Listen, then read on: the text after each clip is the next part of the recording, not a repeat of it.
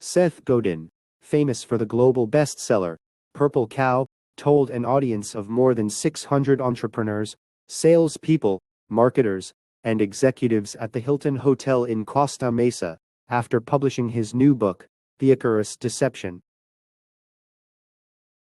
Some audience members, such as Greg Koch, CEO of Stone Brewing Company in Escondido, struggle with how to encourage workers to think in new ways about their companies.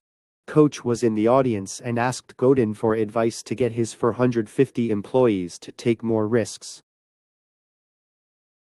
Godin, who has launched and folded numerous businesses, offered a personal anecdote from a time when he had 70 people working for him.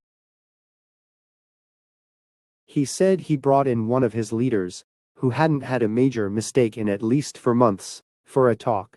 Then he gave him this warning: if you don't have one in the next 2 weeks, I'm going to fire you in front of everyone. Godin's reasoning was that if you reward the person who never makes mistakes, others will not be willing to take risks. So, you have to reward the person who makes mistakes while also pushing boundaries to excel. Never forget, you have to be willing to take risks and make mistakes if you want to succeed.